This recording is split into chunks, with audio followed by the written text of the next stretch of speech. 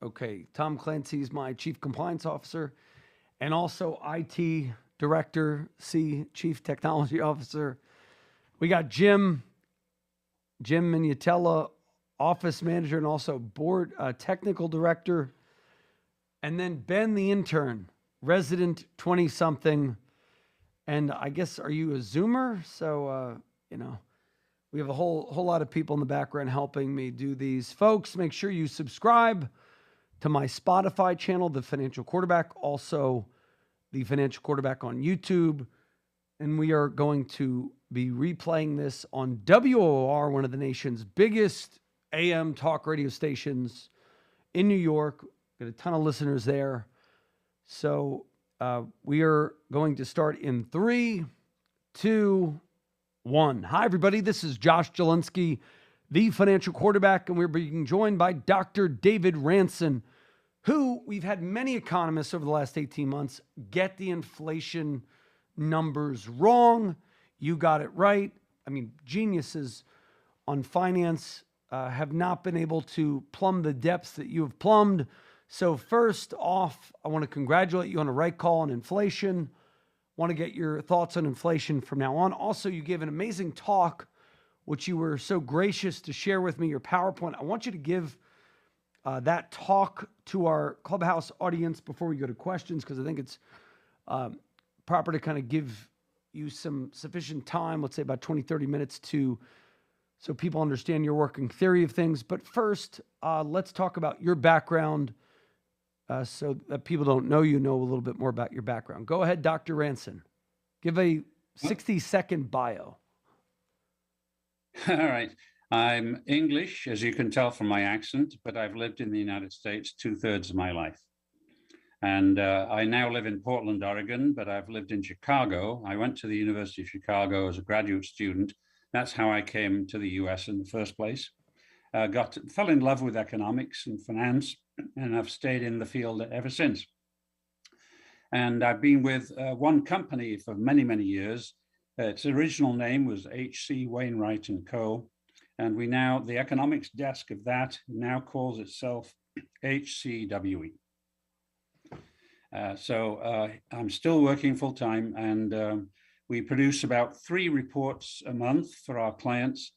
And a lot of these, of course, have recently been on inflation, but it's not the only topic we work on. I'm also interested in how the stock market is reacting to the inflation. And we'll talk about that. So what was it like? Discuss your time with Milton Friedman and being a member of the Chicago School of Economics. Like, what was your thought process? What was it like to be, were you a student or a professor with Milton Friedman? Student. Yeah, I had no idea what I was getting into when I went to the University of Chicago. My background had been physical science, chemical physics or chemistry. And I had looked at economics books and couldn't make any sense out of it at all. And I still couldn't today of those books. But I had to take economics courses. And one of the first courses I took was from Milton Friedman. He had a very famous course on money. And I got a C. But it was the beginning of a long learning process. He was very severe in class, but when you got to know him, which took many years for me, he was a delightful guy, very soft and very warm human guy. So for those who don't know, you've been with the same company for many years. In 1977, you've been taught economics at U Chicago Graduate School of Business. You were also an assistant to then Treasury Secretary William E. Simon, a member of George P. Shultz's personal staff at the OMB. What was your time like at the Office of Management and Budget? Did you have a better time with the Treasury Secretary or at OMB? And what did you learn there? What was your? I mean, I'm sure you learned many things, but what was the top thing that you learned? Oh, I'll come up with something. I can't remember any specific thing that stands out over everything else. But I liked OMB much more than I liked the Treasury. The Treasury is a much larger agency.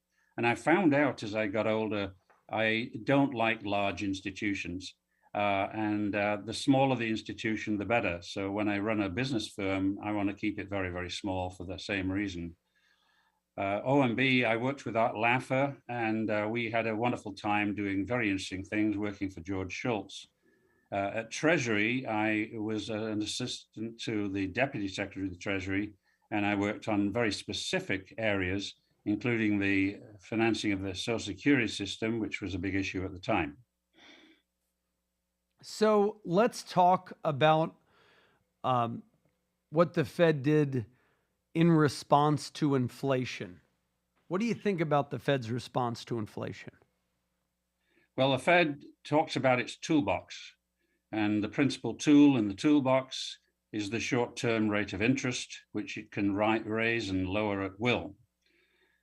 The Fed is doing what it's always done. When you have an inflation scare, it starts to raise the short-term interest rate. I don't think it necessarily raises long-term interest rates, but the inflation will do that in inflationary expectations.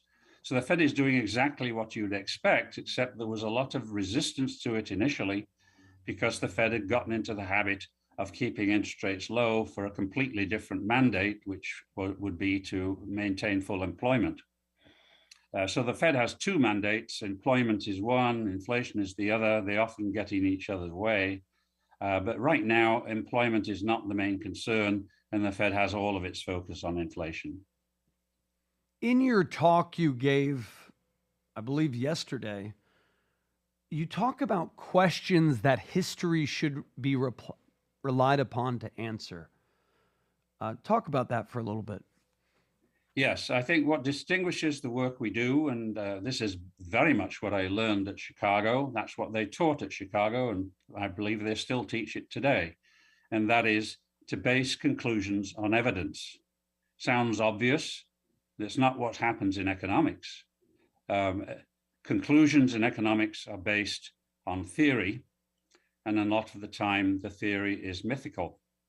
So there's a question as to whether the Fed can actually curb inflation by raising interest rates. Being a myth, everybody believes it. We hear it so often, like many myths, we just believe it because no one's ever really questioned it. But there's plenty of evidence to test it. And that's what I do for a living, to look at the evidence for and against different questions. And I rummaged a lot in our archives to prepare for this presentation I made the other day, and came up with a table which I had produced, I think all the way back in 1999 or sometime like that. And I was looking at what the Fed had actually done to short-term interest rates when it was most aggressive. It raised short-term rates by a great deal, say 300 basis points or at least 200 basis points on 7 occasions. So I went back and looked to see what happened to the inflation rate when those rate hikes took place. And what I found very briefly is that as the rate hikes were taking place, the inflation rate rose. And a year after the rate hikes were taking place, the inflation rate rose a little bit more. And another year, it stayed stable. Another year, it stayed stable. And I counted all the way out to 5 years, and I found that the inflation rate, according to the Consumer Price Index, was no lower than it had ever been through that 5-year period. So it was up from what it had been before the Fed raised rates. So the only conclusion to draw from that is that there's no evidence that the Fed curbs inflation by raising rates. It's a piece of economic theory, very widely believed by people who call themselves Keynesians, but the empirical evidence isn't there, even with a very simple test like that. So the Fed is powerless over inflation. Yes, I believe the Fed doesn't have the right tool for inflation. There is a tool for inflation. We always used it in the past, and other countries use it all the time, but we don't. What tool is that? That is to anchor our currency to something of stable value. Now, if let's say Italy, well, let's take an example. Take the European Union, the euro. How does the euro stay stable? Well, it ties itself to the US dollar. There's no formal tie, But if the euro gets too low relative to the dollar, the European Central Bank will intervene and bring it back to where it wants to be. The US does not do any of that, but every other country in the world does. So countries around the world either tie their currencies to some other more important currency. And for example, Bulgaria ties its currency to the euro, and Hong Kong ties its currency to the US dollar. Everybody's got a kind of a sponsor, but it all boils down in the end to the biggest country of all, the United States. What do they tie their currency to? And the answer is nothing. Doesn't sound very hopeful. Well, we always did in the past.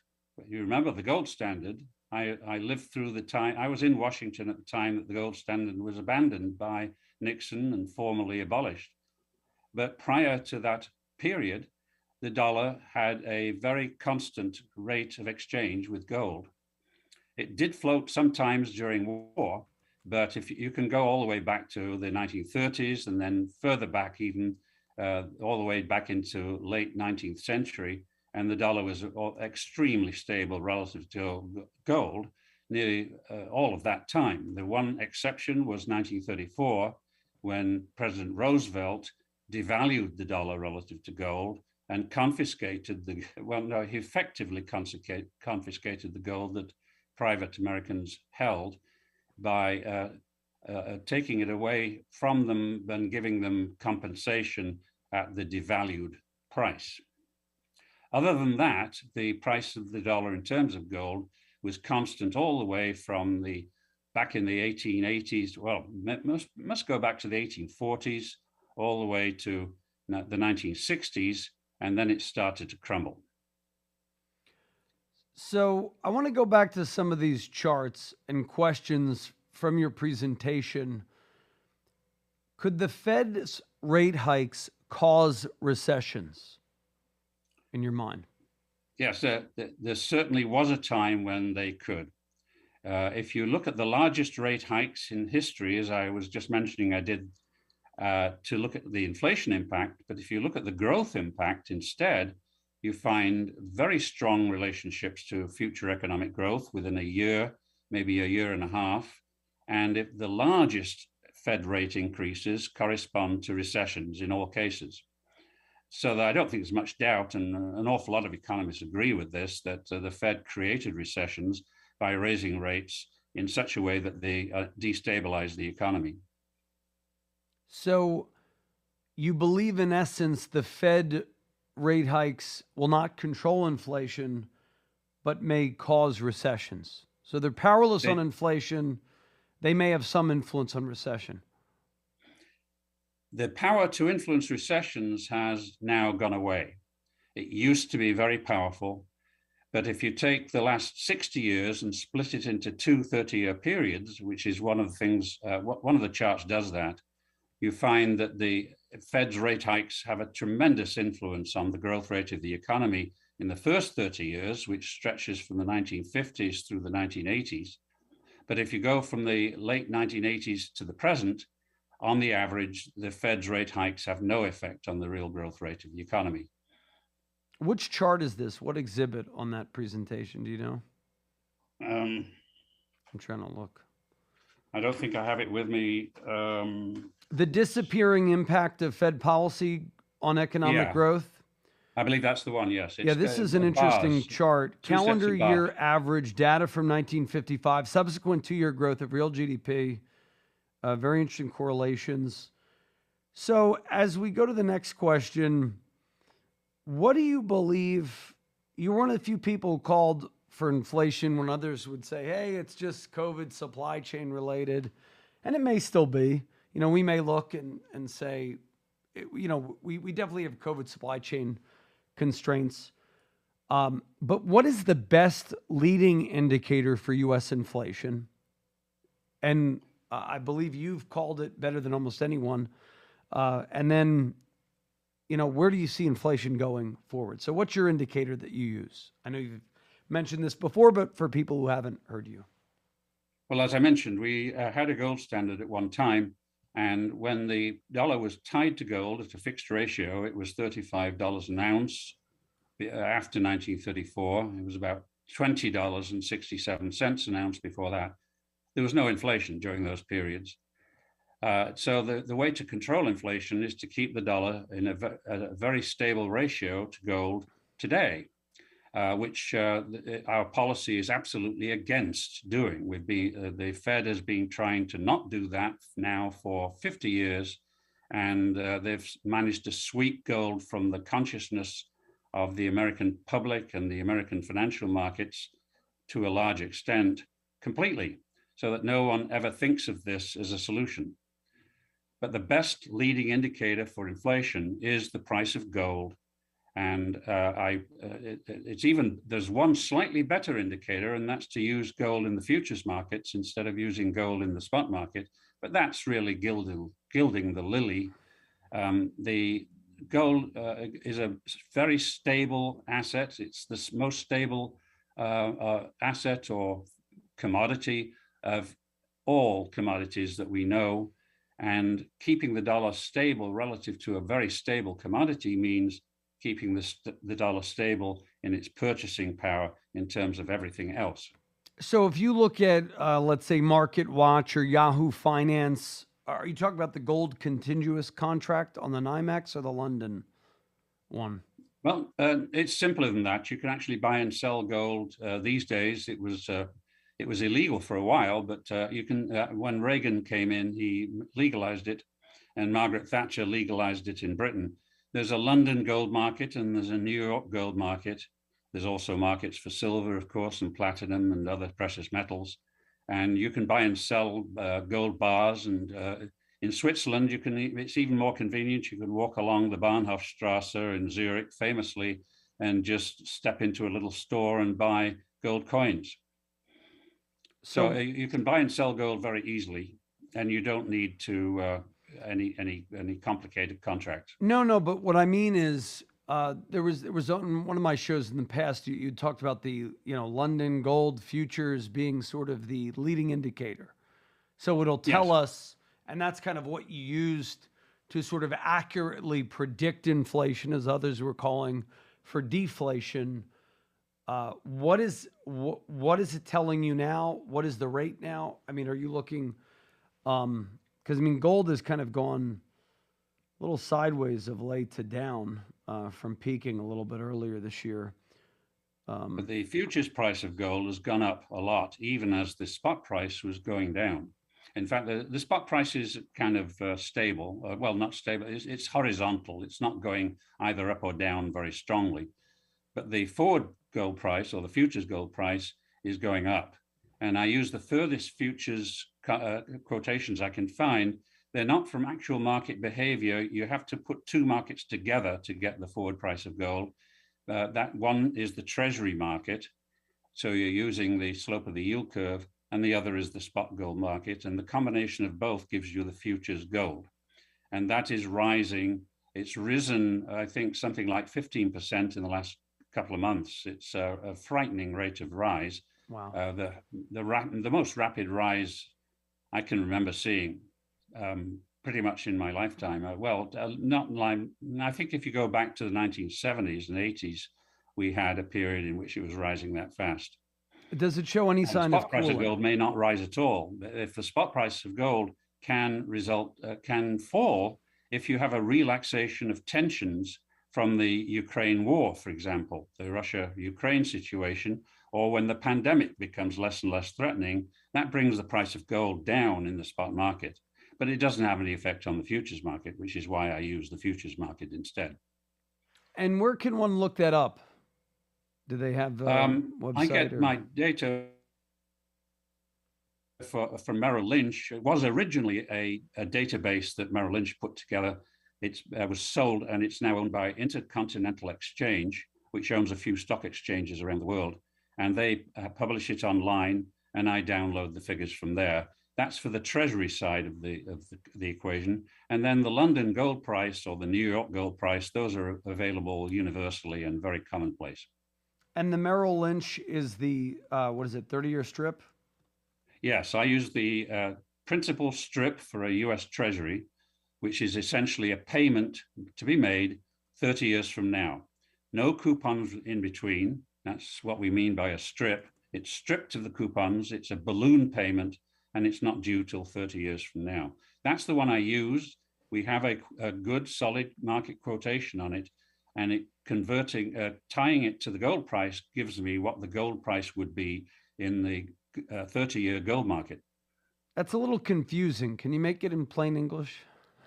Well, it's arbitrage. The price of gold, if you wanted to buy 30-year gold, you would what you would do is buy one of these bonds, these principal strip bonds, and you'd also buy spot gold. The combination of the two transactions would make you the owner of gold that won't be delivered to you for 30 years. And that's how you called this correctly. Very interesting. Are you worried now with a 15% rise? Why did, what is the number came out? 8.3% or something? What's the disconnect there? Well, 8.3 is the annual rate of inflation for the headline CPI, consumer price inflation rate. And it went down from 8.5. And that did go down in a way that I didn't expect, but I wasn't taking into account energy prices. And so I looked at the various newspaper reports, particularly the Wall Street Journal one. It produces a report every month when the figures come out. And I immediately saw that there was a fall in the price of energy, and particularly crude oil and gasoline, that explained nearly all of the relaxation in the CPI. If you look at the core CPI, which really are the worst data in the world, but they're dominated by rent and by what they call imputed rent, which is what the government considers to be what housing is costing us when we own our own homes. The cost is measured by this imputed rent, and that rose dramatically at the same time that the prices of energy went down. So the net was not much change in the rate of inflation for that particular month. Okay, and we're going to go to questions soon on Clubhouse and YouTube, so you can message me and I'll get to you. So when do you think we'll have deflation? Are you like an advocate? We're going to have inflation for 12 to 18 months, and then a recession, and then kind of a deflation, or you don't get that? No. You're just following the data. If we have a recession, it'll be due to something entirely different. The inflation itself and the Fed's interest rate reactions to the inflation are not going to cause a recession. But recessions could happen for some other reason. I just don't foresee one. The best leading indicator of a recession is to look at the credit spreads in the corporate bond market. Again, I look for always a market figure so we can tell what the market's opinion is, in my belief that nobody has a better, more accurate opinion than the market as a whole. And credit spreads are absolutely stable and tight. So they're saying no recession as far as the eye can see. So I don't expect that, and I certainly don't expect deflation. But deflation could come as soon as the dollar regains its value.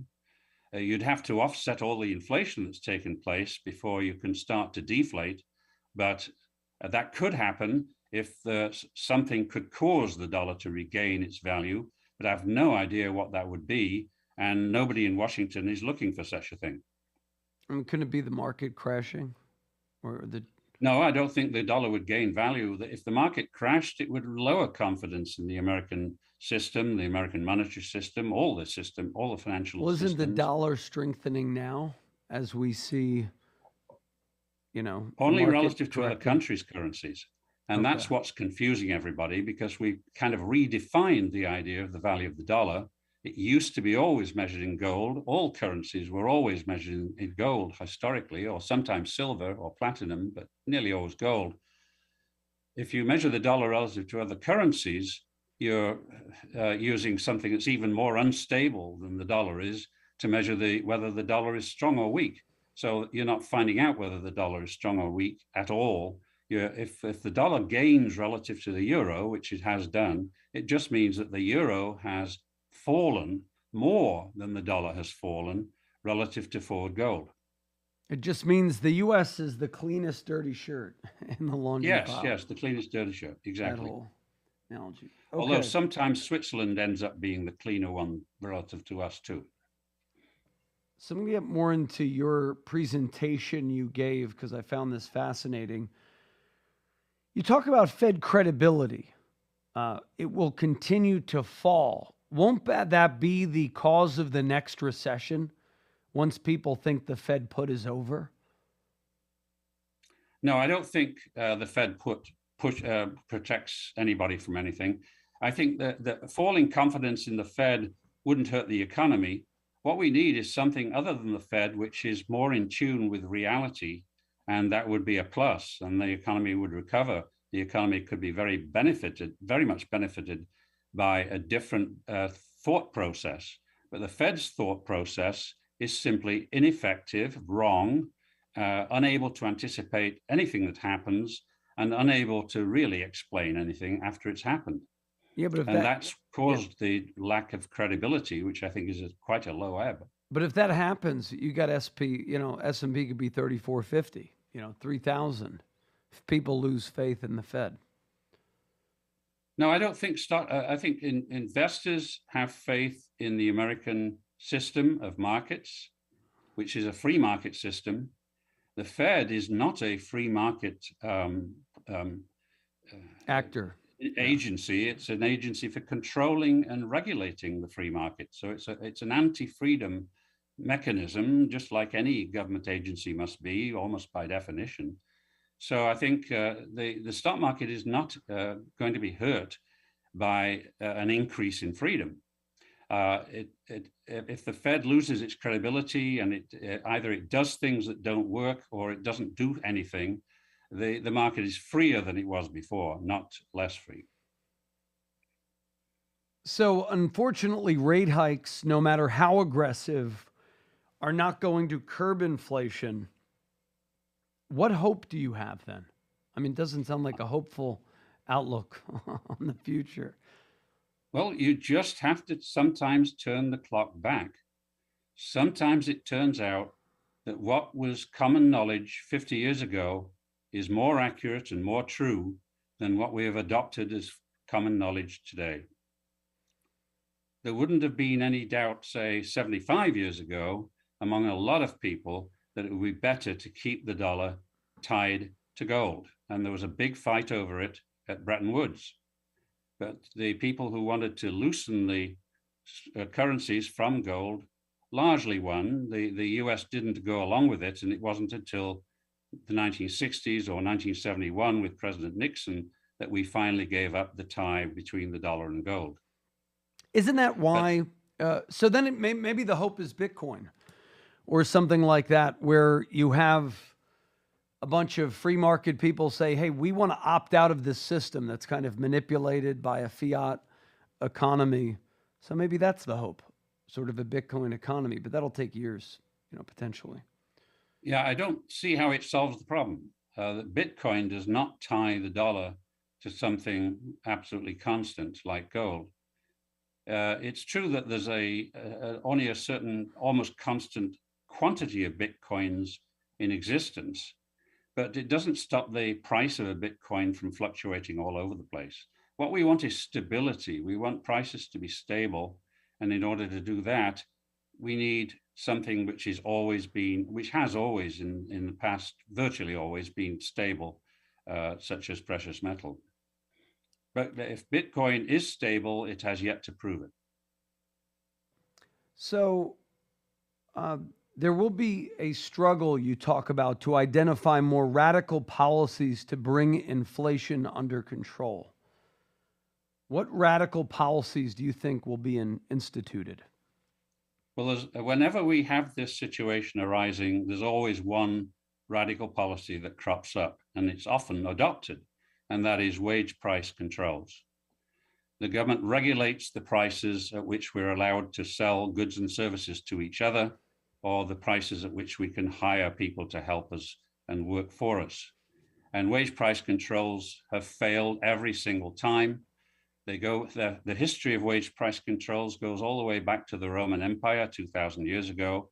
They've never succeeded, but that's a radical policy that some people, some thinkers, even some economic thinkers like the idea of, and they'll certainly try it again.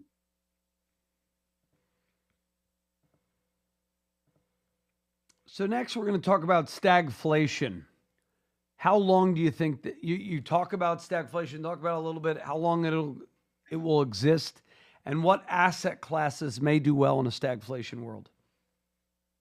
Yeah, I argue that we've got a stagflation situation because we're not going to have a recession probably for quite some time. We will eventually, but at the moment, there's no sign of anything like a recession. So we've got a steady rate of growth. Unfortunately, this steady rate of growth is very nearly zero. The growth of the US GDP over the last, I think it's 4 months, has been negative. So that's a very poor rate of growth, but it is steady. It wasn't, of course, steady during the pandemic. We had a collapse in the economy and then a bounce back. That's the opposite of steady. But once the bounce back had completed itself, it moved along a curve for a while. That's all of these things are in the presentation in a picture or an illustration. And we've got back to the complete recovery from the pandemic. The GDP is moving along a path which is virtually horizontal. That would be called stagnation if we didn't have inflation. But if we have inflation, then somebody coined the word stagflation back in the 1970s to capture that.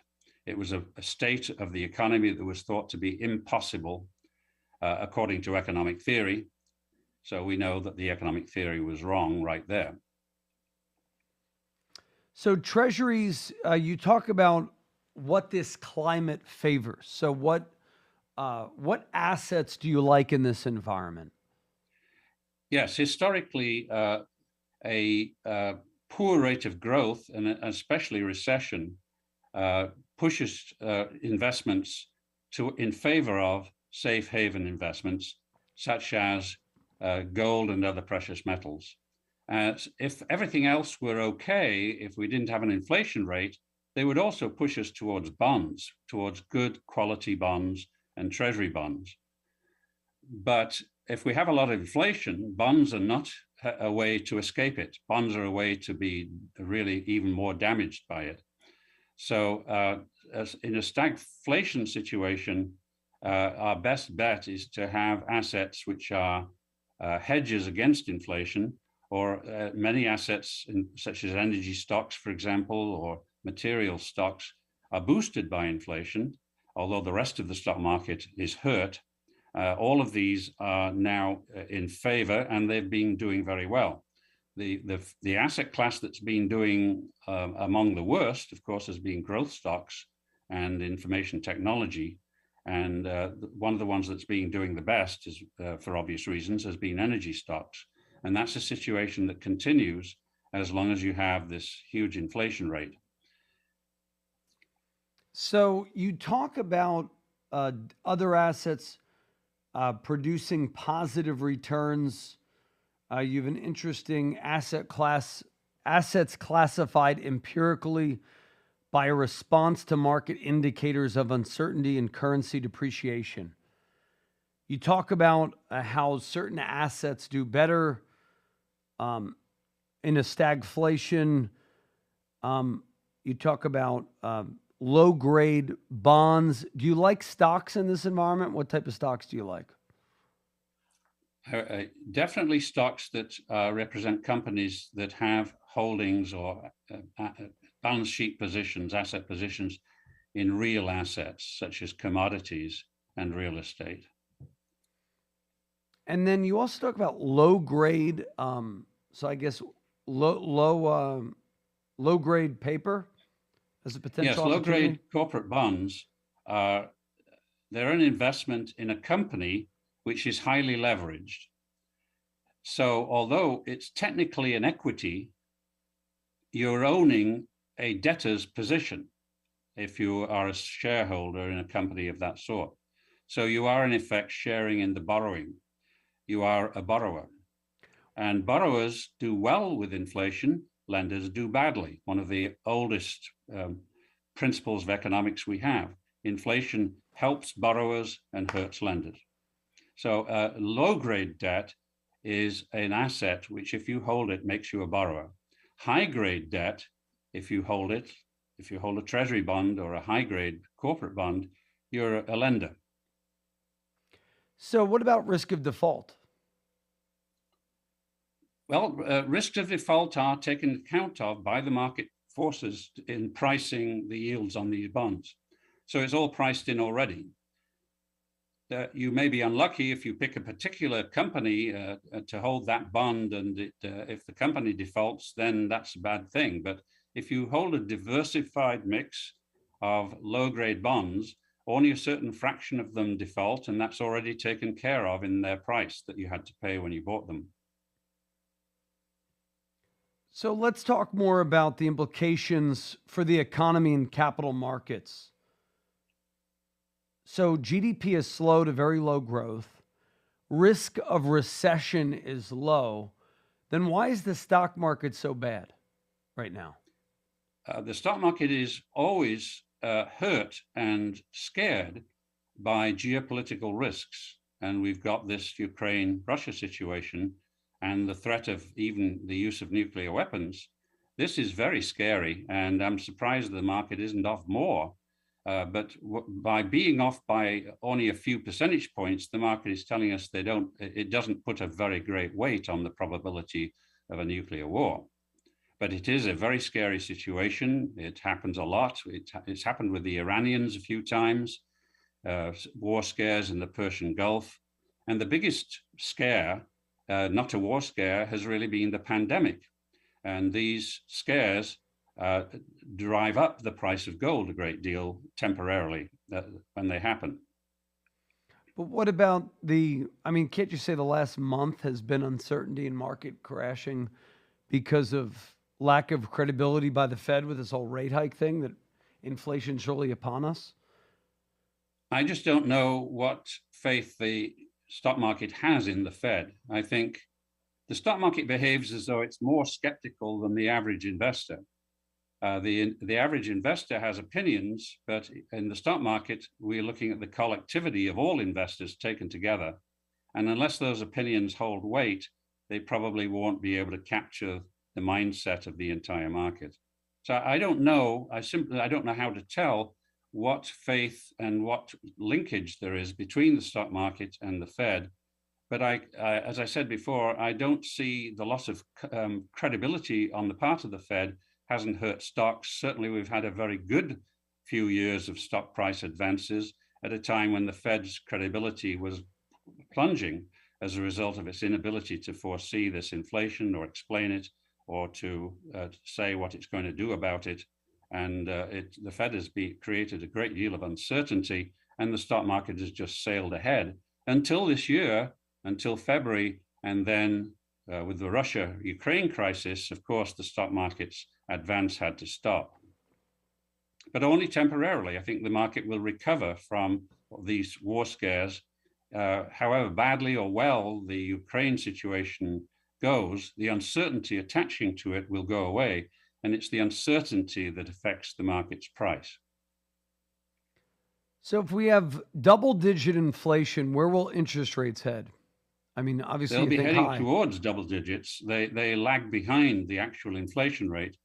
But back in the 1970s and 80s, as you know, we had double-digit inflation in the late 1970s, and we got to double-digit interest rates at the beginning of the 1980s. So it's only a matter of time. So you think we have double-digit inflation rates? Guns. How won't they pivot? I don't know what pivot really means. I don't see any escape from this.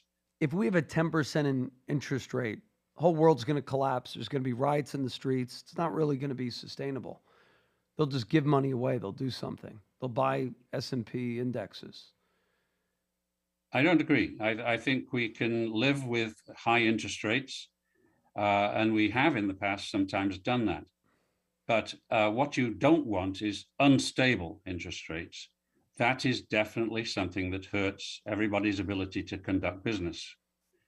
Yeah, You, but you, you have many independent countries overseas who have consistently high inflation rates, and they still grow. A lot of the emerging world grows at rates greatly in excess of our growth rate, and yet they have 10% inflation or 20% inflation or more.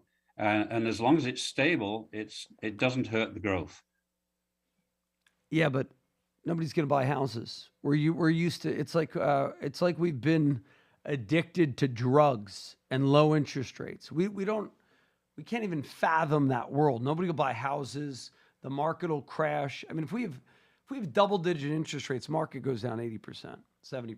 It's going to be just a country you wouldn't want to live in. I just don't. I do agree with you long term that the Fed has done everyone a disservice with saying low interest rates are good and high interest rates are bad. In actuality, it disincentivizes saving. It disincentivizes thrift. It encourages malinvestment. It encourages the boom and bust cycle. But it's sort of, I want my money in the bank to yield 5%. I like those days. But I don't think that it'll be sustainable in the economy. We have a whole empire that's created on debt. High credit cards. People have McMansions with their mortgages. I don't necessarily. I think in an old paradigm, you're right. I just think in the new world, we'd be. Think about this. 2020, March 2020, we had the opportunity to have a hard landing, but sort of a reset in global expectations on rates and things like that. The minute we had problems, a Republican president coupled with the Fed, they were just giving money away, injecting $7 trillion, which is obviously. So you're of the opinion they injected so much money in the system that they've opened Pandora's box. They can't. There'll be no way they can control it. Is that sort of? I don't think the money being given away was a direct cause of the inflation, but I think giving away such a large amount of money undermined the solvency or the stability of the entire monetary and banking system. It makes money uncertain instead of certain, and it's the uncertainty that hurts. So I think we're having inflation because nobody knows what the dollar is going to be worth in the future. Many countries have suffered the same thing in the past. It's very hard to solve that problem. And I think the inflation will continue as long as we can't stabilize the dollar. But fortunately, there is a way to stabilize the dollar if we were willing to try it. That is to turn the clock back and tie the dollar back to a stable anchor.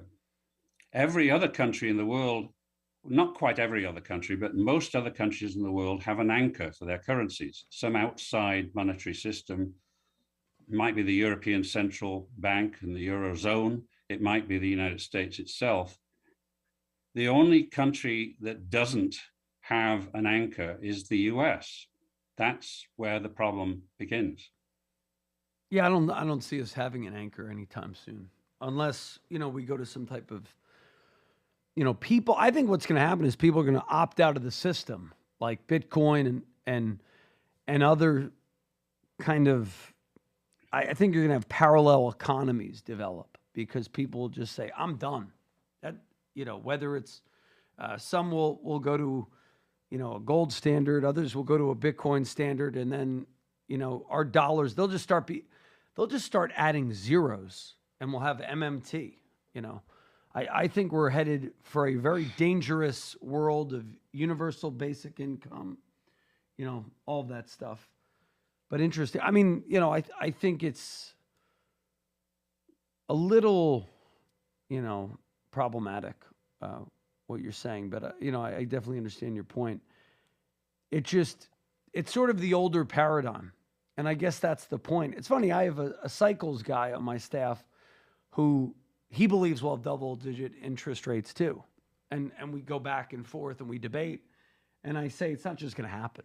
The government will make up something to keep rates artificially low. We'll have negative rates. We'll have,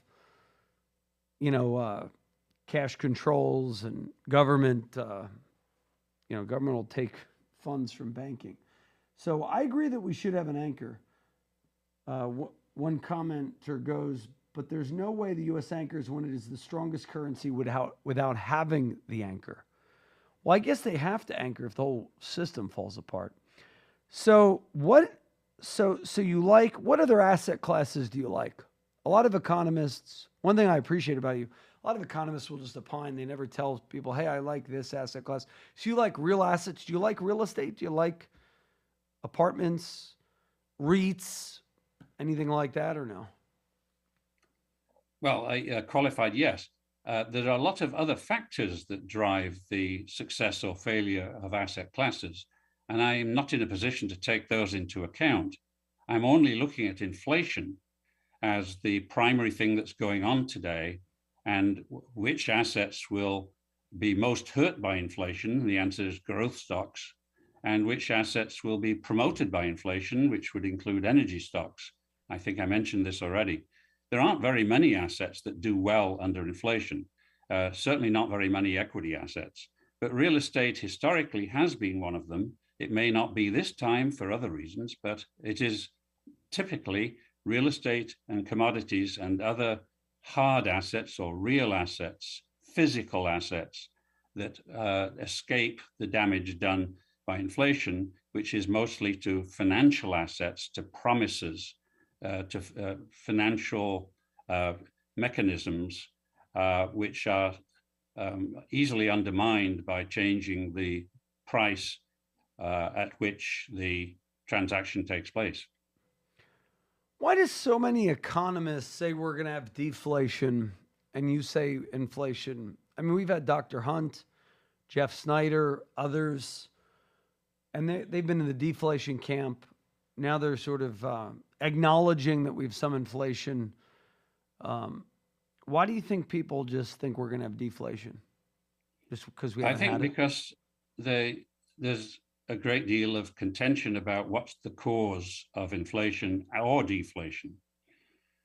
The cause of inflation, I'm arguing here, is a failure to keep the real value of the monetary unit on which we all depend. Deflation would be the opposite. If the value of the monetary unit on which we depend, the dollar, were to rise for some reason, it does occasionally rise, but it's rare, that would be deflation. And deflation means that prices, therefore, measured in dollars, will go down because the real price is the same with fewer dollars if the dollar is worth more. It's really straightforward arithmetic. But many people believe different things cause inflation and different things cause deflation. And a whole host of economists believe that deflation is a symptom of declining economic activity or recession or depression. This, I think, is quite wrong. When prices fall, we've actually had prosperous times. When prices rise, we've had difficult times. The correlation between deflation and the economy is not what an awful lot of economists are arguing. So inflation, couldn't this just be all COVID supply chain related? No, I'll tell you the basic reason that's no, not but possible. Here's why. Let me explain it. If you have people still can't get basic things for their home. It takes 18 months to get a door for your garage. It takes 6 months to get a minivan. There are so many shortages, from chips to things still on barges. I think a lot of the inflation is there's just a lack of goods. So it's causing prices to go up. You would disagree with that, but why? But the reason is that it's the inflation represents the average prices of all goods and services. And if you have some goods becoming scarce, which you're right, many goods are becoming scarce, that scarcity is relative to other goods and services which are not becoming scarce. So the spending still takes place, but it's the same amount of spending, and it has to be reallocated between the scarce goods and the non-scarce goods. So the average price for scarce goods goes up, but the average price for the non-scarce goods has to go down because it's the same amount of spending to maintain that price level. Interesting. So more on portfolio construction. Know you've done a lot of work on the STAR portfolio and other things. If you were to put, we're not giving investment advice. If you're listening and you're a retiree, a senior, somebody who's really worried about what's going on with inflation, what would be your ideal portfolio in a time like this, like construction? You've mentioned before so much in gold, so much in treasuries, so much in this, so much in that. Do you still hold to that, or a little different? Well, yes, but the permanent portfolio is a concept of a portfolio that doesn't have to be modified according to changing circumstances. But you're still a believer in the permanent portfolio, even though if we have interest rates rise, the treasuries are going to be worthless? I am, because we don't know what the future holds for us. I am predicting all sorts of things for the future, but I don't know. And other people are predicting quite different things from me. They don't know either. So there's a heck of a lot of uncertainty about how the future will work out. A permanent portfolio is designed for someone who's willing to say they don't know. If, like me, you take a position, then you would actually choose a different kind of portfolio. And I've already mentioned the sorts of assets that I think are favored and which I would prefer to invest in. But that's because I take a position, and it's my job to take positions, so it's okay for me.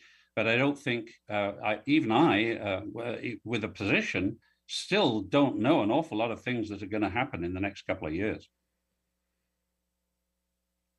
And then, do you believe there's any chance of an inflationary expansion, or not really? I mean, of course there's a chance, but you believe we're headed firmly towards stagflation?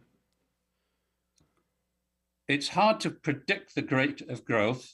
There should be some expansion, but if you call 1% growth expansion, you're stretching the meaning of the word. I think all we can do is extrapolate the kind of growth rate we've got now, which seems to be the equilibrium that we've settled into. And it's probably not as high as 1%. And all we can do is extrapolate that. There's something going to come along and disturb it. But there aren't very many things out there that'll come in there and cause it to jump to 3.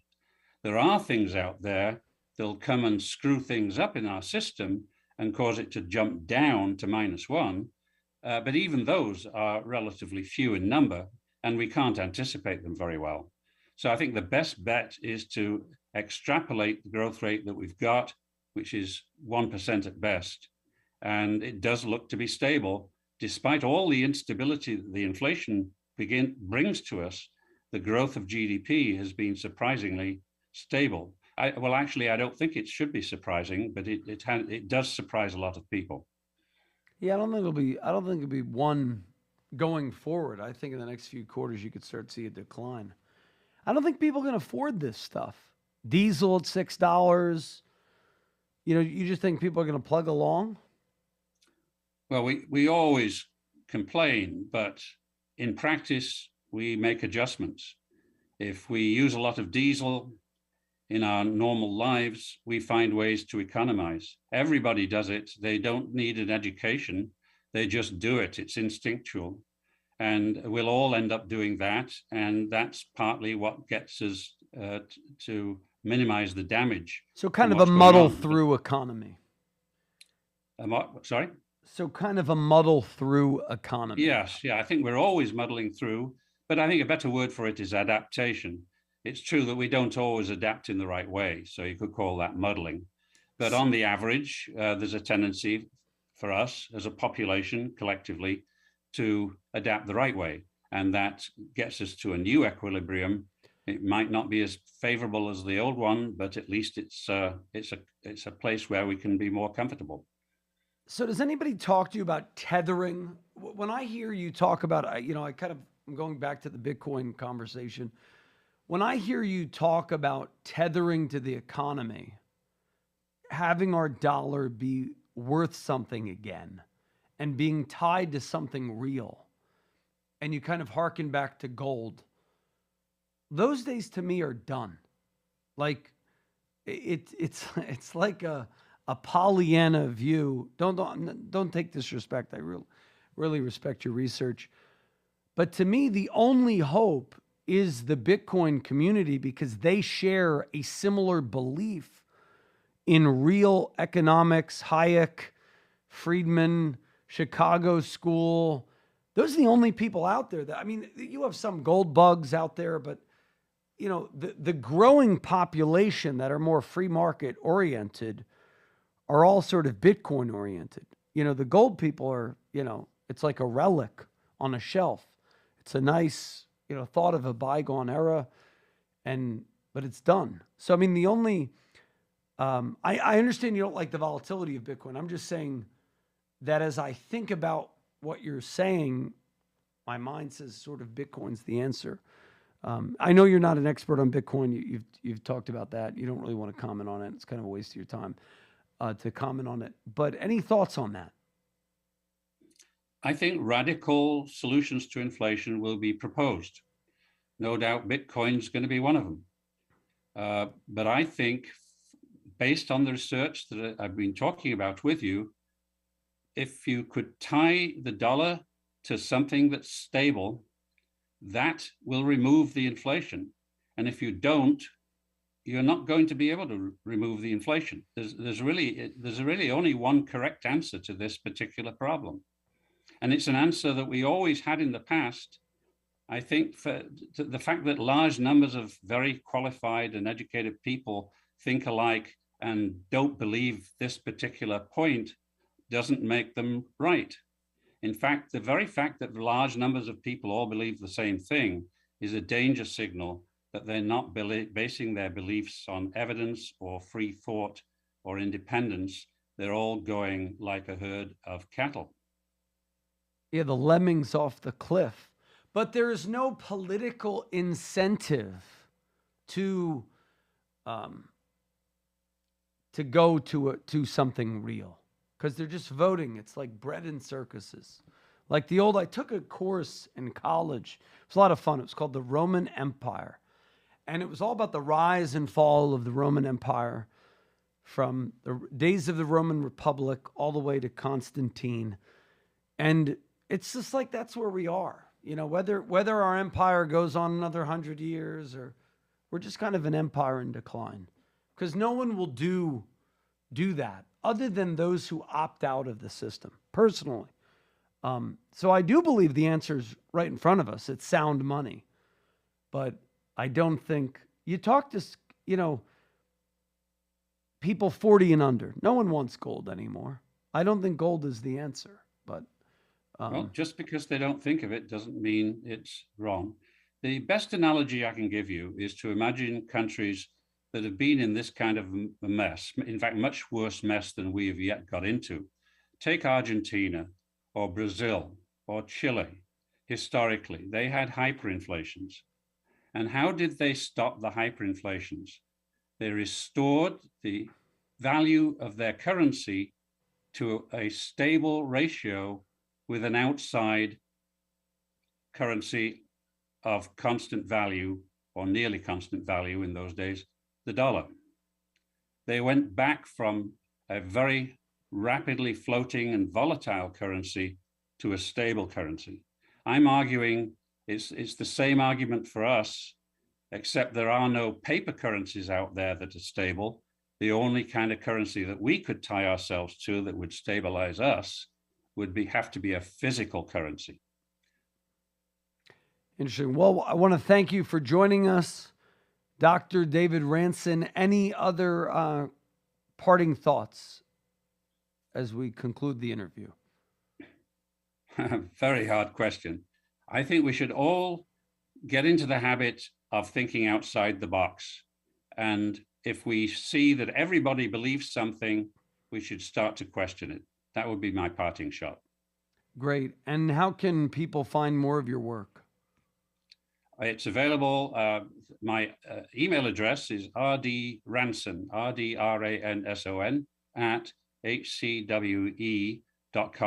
If anybody writes to me, I will write back and I'll provide copies of whatever they want along these subject matter. And I want to get the word out. Thank you. Thank you so much, Dr. Ranson, for joining us. And look forward to having you on again. Take care. Thank you. I enjoyed it. Thank you very much for having me. Great. This concludes the interview, and Clubhouse, you can start talking. Thank you, Dr. Ranson. Bye-bye. Thank you.